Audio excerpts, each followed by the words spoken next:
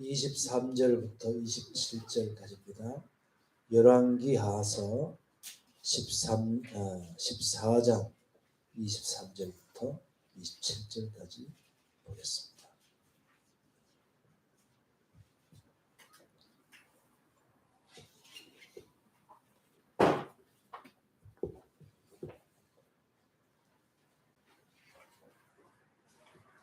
제가 말씀 읽어드리겠습니다.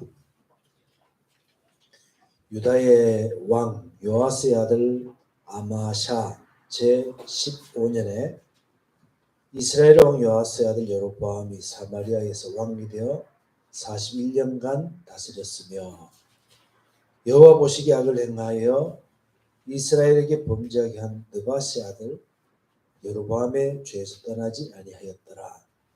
이스라엘의 하나님 여호와께서 그의 종 갓헤벨 아미떼의 아들 선지자 요나를 통하여 하신 말씀과 같이 여로보암이 이스라엘 영토를 회복하되 하맛 의기에서부터 아라바 바다까지 하였으니 이는 여호와께서 이스라엘이 고난이 심하여 매인자도 없고 노인자도 없고 이스라엘을 도울 자도 없음을 보셨고 여호와께서 또 이스라엘 이름을 천하에 없이 하겠다고도 아니하셨으므로 요아스의 아들 여로보암의 손으로 구원하심이었더라. 아멘.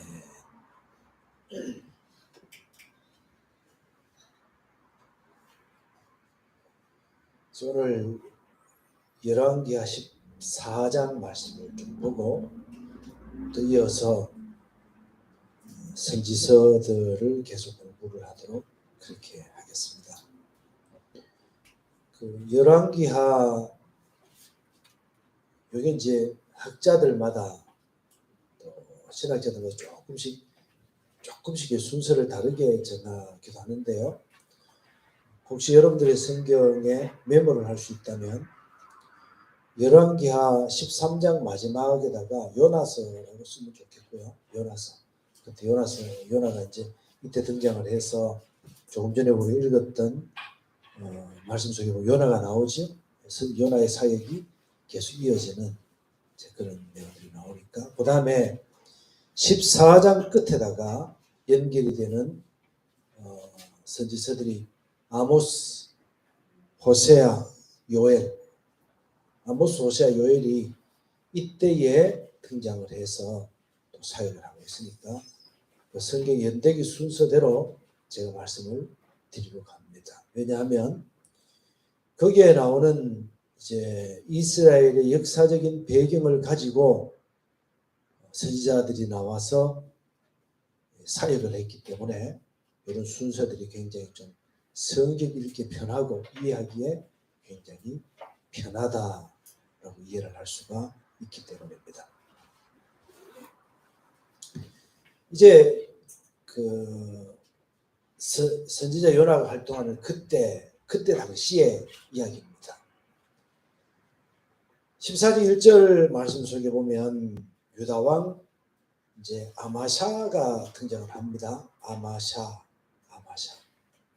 아마샤가 왕이 되어서 그가 정직하게 하나님 앞에 사역들을 감당했었죠.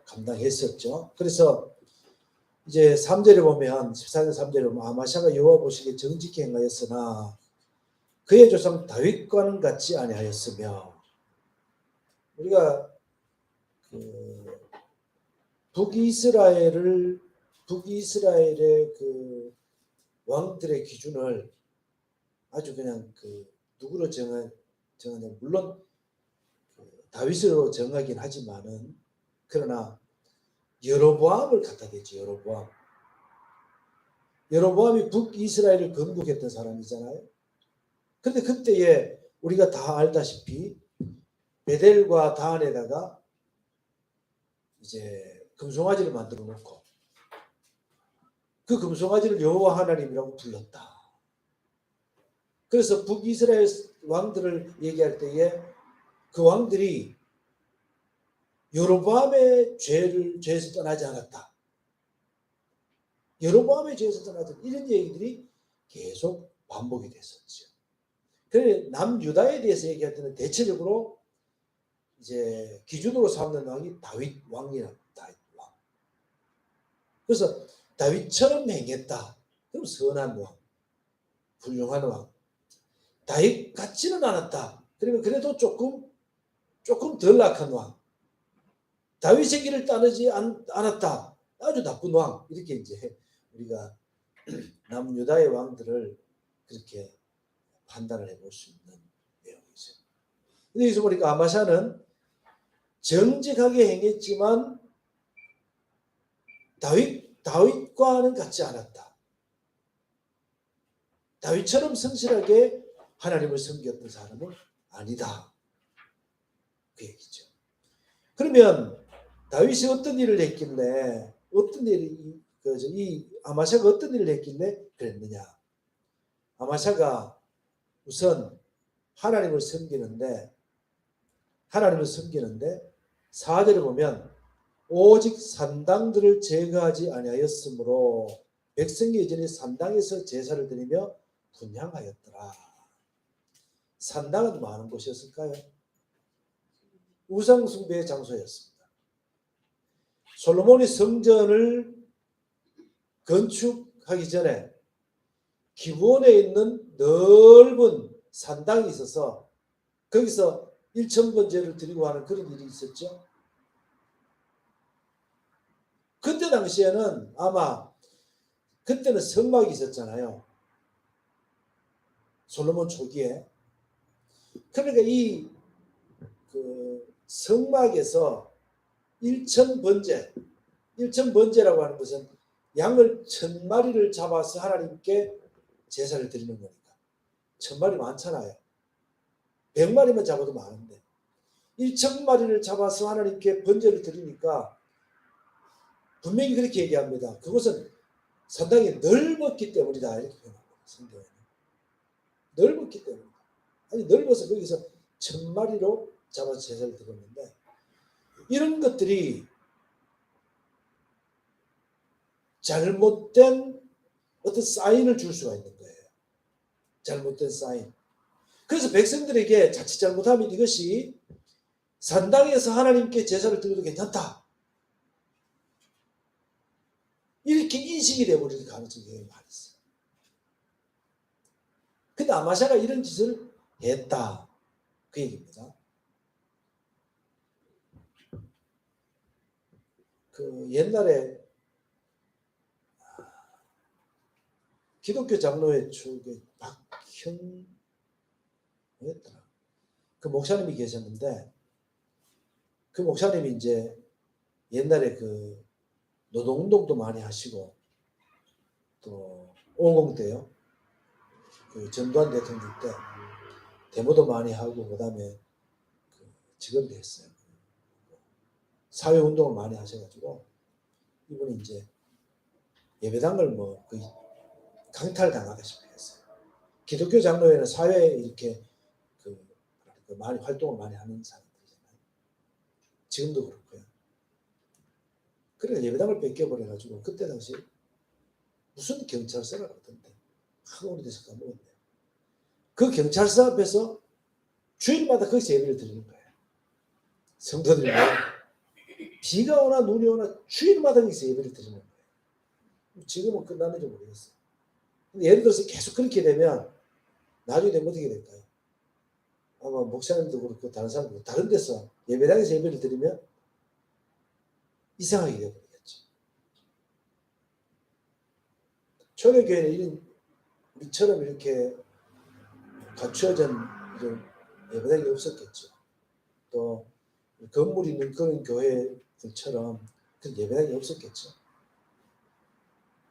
그러니까 그때는 사람들이 모이는 그곳이 성도들이 모임이 교회라고 하는 인식이 머릿속에 탁 남아있었겠죠. 저도 어디 가노 교회 간다 이렇게 오긴 하지만은 언젠가부터 우리가 예배당을 교회로 착각해버리고 성경적으로 안 맞죠. 교회라고 하는 것은 예수님을 믿어 구원받은 사람들의 모임을 교회라고 하는데 그죠. 그래서 어떤 면으로는 예배당이 없는 교회를 추구하는 것도 괜찮은 방법 중에 왜냐하면 그 모임이 교회라고 생각해요. 이런 인식들이 계속 남아있을 수 있기 때문에 그런 것도 괜찮지 않느냐는 생각을 하는데 그것도 한계가 있어요. 예배당에 있는 교회들을 보면 부럽고 우리도 그렇게 가졌으면 좋겠다는 생각을 하지만 제가 얘기하는 것은 어떤 장소 이런 것들에 우리가 마음을 두면 안 된다는 거예요. 주님의 성도들, 주님께서 구원해 주신 성도들의 모임, 이 교회 이런 것들을 우리 집중해야 되는 그런 것이 있죠. 근데 구약에서는 이제 물론 구약에서하고 지금하고는 많이 다릅니다. 많이 이제 성격들이 달라서 하나님의 성전을 중심으로 했어요. 자, 성전에 대한 얘기를 제가 엉뚱한 얘기를 조금만 넘어갔다가 돌아올게요. 성전 그러는데 요즘 사람들이 목사님들도 그렇고 성도들도 그렇고 예배당을 갖다가 성전이라고 표현하는 경우가 많아요. 근데 성경에 보면 예배당을 갖다가 성전이라고 표현한 것이 한 곳도 없습니다. 구약의 성전은 다른 개념이고요.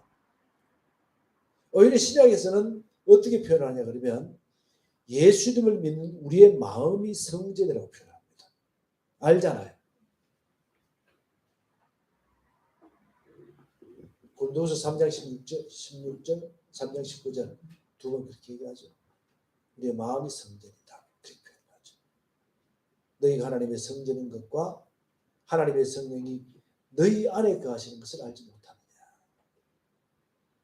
그래서 고린도후서에서 얘기하는 성전이라는 말은 지성소라고는 의미를 가지고 있는 말입니다. 알겠어요? 우리의 마음이 지성소라는 거예요. 하나님을 만나는 장소라는 거예요. 너무 또 이렇게 하다 보면 하나님을 너무 우리 자신의 주관화 시켜버릴 가능성이 많아요. 그런데 우리가 구약에서 계속 보고 있고 신약에서도 계속 보고 있지만 신약에서도 계속 이어지지만은 하나님은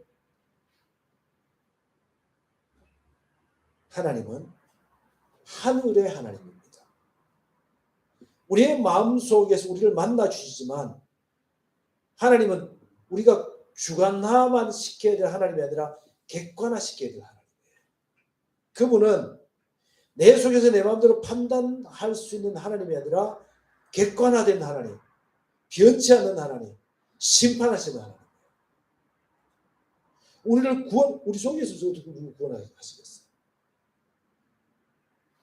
우리 속은 주님을 만나는 장소예요. 주님은 따로 계셔서 우리를 구원하시는 하나님. 우리를 심판하시기도 하고 우리를 바른 길로 훈계하기도 하시는 하나님. 그분이 바로 우리가 하나님을 객관화시켰을 때 그런 의미 하나님. 두 가지 면으로 봐야 되지 한 가지 면으로 보면 우리의 신앙이 큰일 날 수가 있습니다. 큰일 날 수가 있어요. 그러니까 두 가지를 우리는 두 가지 면에서 하나님을 봐야 된다는 것을 꼭 생각을 분명히 가지고 우리가 살 필요가 있다. 하는 말씀 드리고 싶어요. 장소에 대한 얘기를 좀 하다가 어쨌든 히스기야 시대에 또 이런 일도 있었죠. 히스기야 시대에 보면 느후야라다 아닙니까? 느후야라다 뭔지 아십니까? 모세가 백성들이 하나님을 하도 원망하니까 하나님 불뱀을 보내가 사람을 물어 죽였죠. 그때 모세가 하나님 앞에 기도했더니 네가 놋뱀을 만들어서 짱 높이 달아라. 그것을 쳐다보는 사람보다 마다 살리라. 근데 그 놋뱀을 갖다가 간직해 놨더니 사람들이 놋뱀을 갖다가 그 놋뱀을 섬기고 있는 거예요. 그래서 히스기야 왕 때 그거를 폐기 처분했죠. 희한하죠, 사람들이. 그죠? 참 사람들이 희한해요. 뭐 그런 물건이라든가 그런 장소라든가 이런 것에 얽매여서 사는 사람들이 얼마나 많은지 바로 아마샤가 그런 짓을 했다. 아마샤. 혹시 우리는 내가 좋아하는 장소가 있을 수는 있어요. 그런데 교회에 와서 내가 기도하는 게 너무 잘 되더라. 그래서 교회에서만 기도해야 돼. 이건 안 되죠. 우리가 있는 곳에서 하나님 앞에 기도하고 장소를 불문하고 죄가 가장 넘치는 곳에서도 하나님 앞에 기도할 수 있어야 돼요. 가장 평안한 곳에서 하나님을 찬양하고 기도할 수 있어야 되겠죠. 치열한 싸움이 일어나는, 다툼이 일어나고 갈등하고 그런 과정에서도 하나님 앞에 기도할 수 있는 우리가 되어야 되겠죠. 물건이나 장소 이런 것들이 너무 이렇게 하면 아마샤처럼 될 수가 있다. 그래서 기억을 하면서 적용을 합시다. 이때 당시에 에돔이 이스라엘을 집적거렸어요. 에돔은 에서의 후손들이죠. 이스라엘에 지금도 이제 이스라엘의 요르단 지역인데 산도 붓고 에돔이라는 말은 붓다는 뜻이잖아요. 에서의 후예들. 그런데 에돔 사람들을 정벌하러 아마샤가 가서 이들 정벌을 합니다. 그런데 역대하의 말씀을 읽어보면 역대하에서 25장에 보면 이제 그 에돔 정벌을 위해서 북이스라엘의 왕에게 연락을 하지. 북이스라엘 왕에게 연락을 해가지고 우리가 이제 에돔을 정벌하러 가는데 우리와 함께 갑시다. 그러면서 그들에게 세를 냈어요. 군인들을 이제 돈을 주고 이제 세를 내 가지고 이제 그들과 함께 가려고 하는 거예요.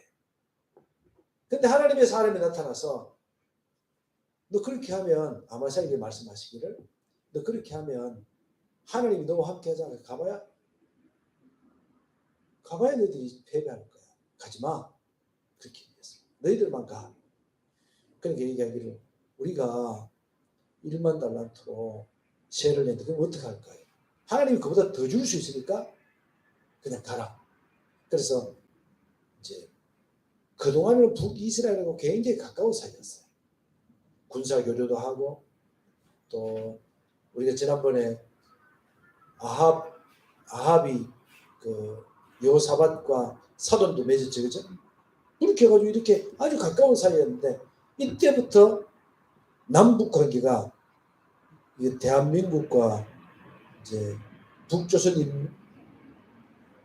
조선민주주의 인민공화국 하고 이렇게 적대시 된 것처럼 이렇게 아주 그냥 관계가 안 좋아졌어요.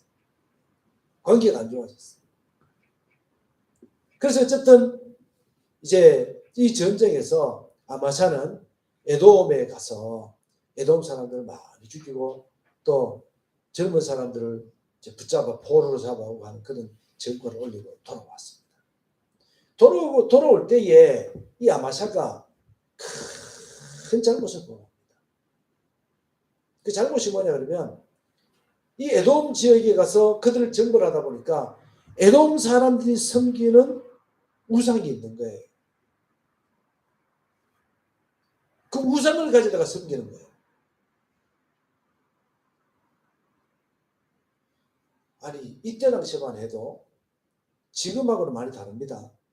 이때 당시만 해도 한 나라를 건국하고 그 나라를 지탱해 가는 데는 종교적인 힘이 굉장히 컸거든요.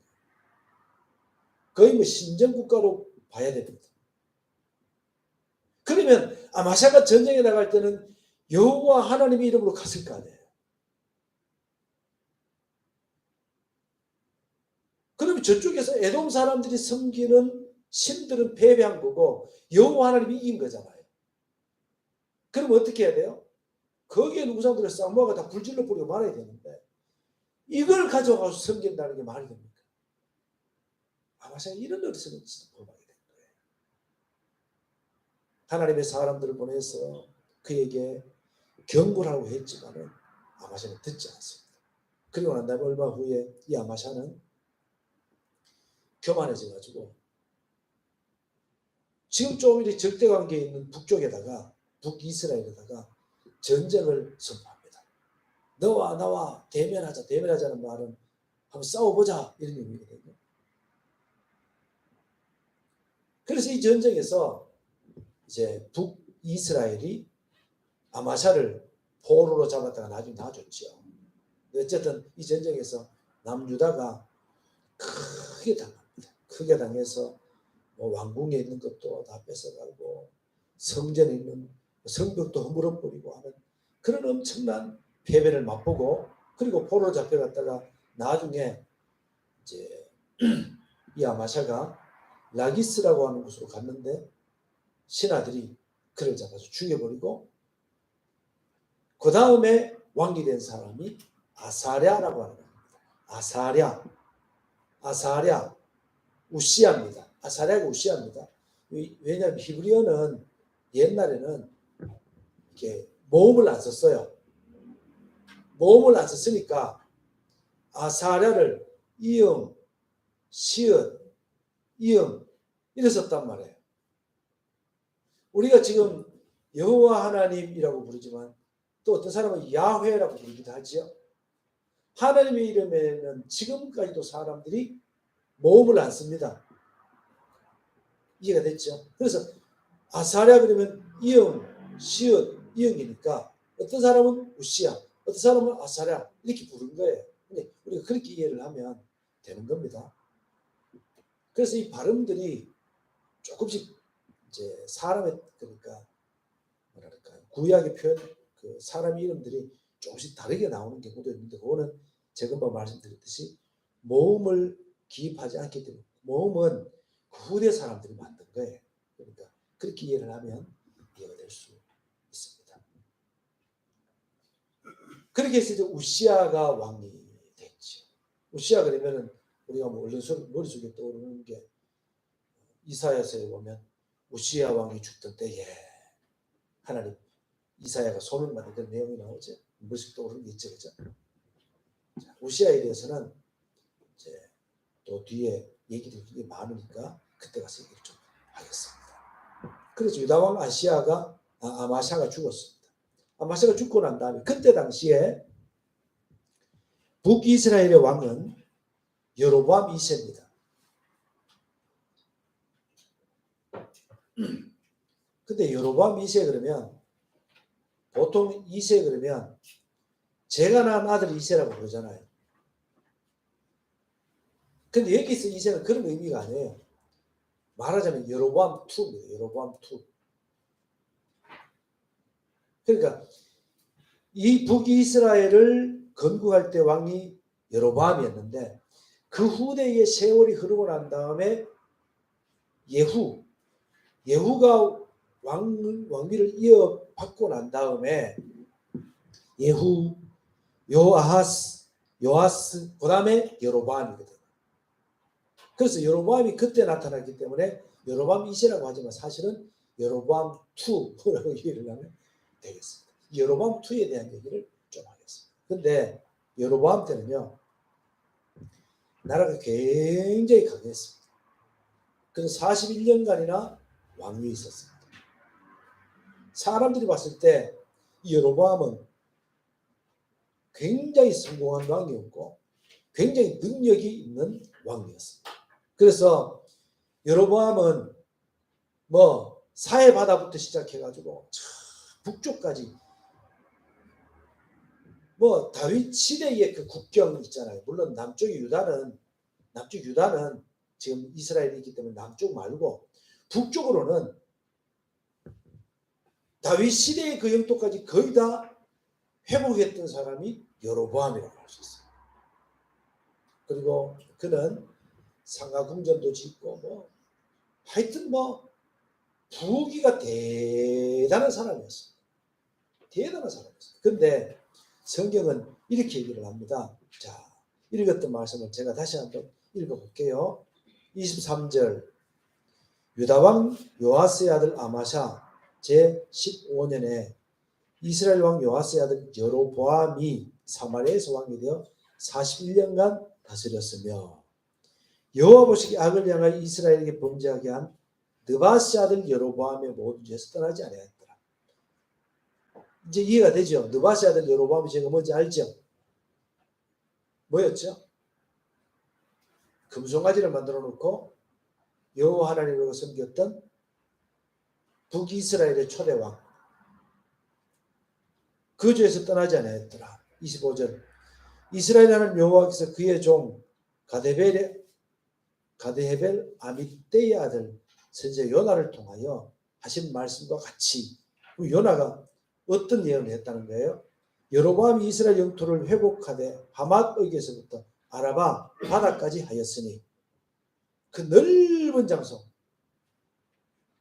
그 넓은 땅을 이스라엘이 회복할 수 있을 것이다 그랬을 때 진짜로 그 모든 것들을 다 회복했다는 얘기예요. 그런데 그 뒤에 보면 26절 이는 여호와께서 이스라엘의 고난이 심하여 매인자도 없고 노인자도 없고 이스라엘을 도울 자도 없음을 보셨고 여호와께서도 이스라엘 이름을 천하에서 없이 하겠다고 또 아니하셨으므로 요아스의 아들 여로보암의 손으로 구원하심이었더라. 여로보암이 잘했어요? 아니죠.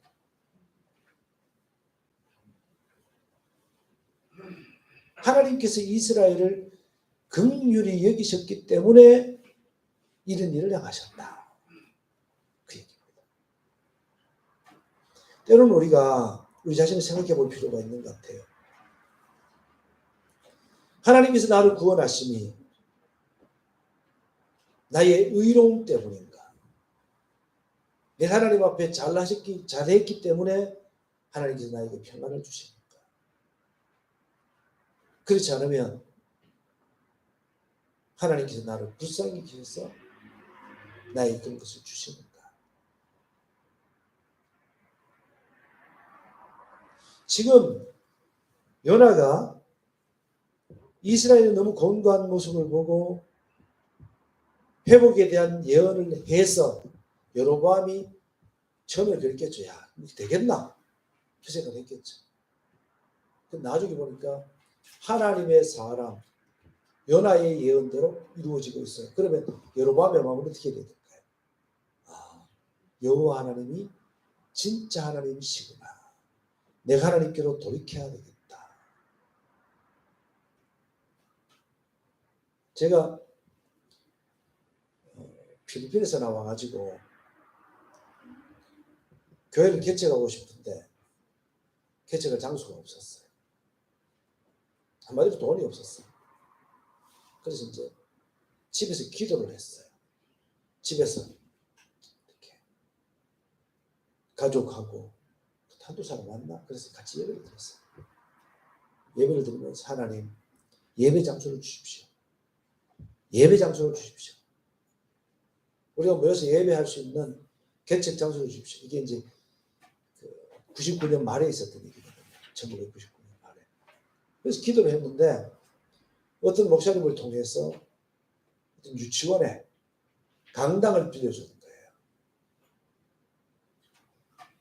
근데 그 유치원 원장님이 강당을 빌려주면서 주일 낮에 그냥 가지 말고 거기에 밥솥도 있고 다 있으니까 그 쌀도 있고 있으니까 밥을 해 먹으라는 거예요. 전기세도 하나도 안 내고 월세도 하나도 안 내고 그래서 예배를 거기서 드리고 밥을 해 먹고 이렇게 했어요. 근데 그때 당시에 제 마음속에 어떤 마음이 드는지 아십니까? 하나님 감사합니다. 이 마음도 컸지만 하나님은 두려운 하나님입니다. 하나님은 두려우신 분입니다. 내가 하나님을 어떻게 쓸 거야? 베드로 있죠, 베드로. 베드로가 시몬이 갈릴리에서 바다에서 고기를 잡다가 한 마리도 못 잡았을 때 아침 피곤한데 예수님 그 배를 타시고 말씀을 가르치고 난 다음에 베드로 보고 야 깊은 데로 가서 그물을 내려 고기를 잡으라 그랬을 때 베드로가 뭐라 그래요? 주님 밤새껏 내가 해봤지만 못 잡았습니다. 한마디로 내 경험으로 안 됩니다. 내 경험으로는 낮에도 할 수 없는데 지금 내게 말씀하시는 당신이 랍비 같으실 분이고 구주를 알았겠어요? 사람들 가르치는 거 보니까 배울 것도 있는 것 같고 제가 뭐 깊은 데 가서 그물 한번 던져 그 수고스러운 몸으로 가서 그물을 내렸는데 거기가 억수로 많이 잡혔죠. 그때 베드로가 주님께 무릎을 꿇고 엎드려서 얘기하는 게 있지. 주님, 저는 죄인입니다. 나를 떠나소서. 주님께서 우리에게 말씀하실 때, 주님께서 내 기도를 들어주실 때, 여러분 뭘 느낍니까? 생각 없고 너무 얕게 사는 사람들 어때요? 좋다 히히 그러겠죠. 그러나 하나님 앞에 기도해서 하나님이 어떤 것을 들어주셨을 때 우리가 하나님에 대한 경외심, 두려워하다는 것이 강도를 만났을 때 두려운 그런 마음 아니지요. 두려워한다는 것은 하나님을 경외하는 마음이에요. 하나님을 경외하는 마음, 그 앞에 함부로 한마디로 까불지 않고 하나님을 높여드리고 하나님을 영화롭게 하는 그 마음, 이런 마음이 여러분들에게 있습니까?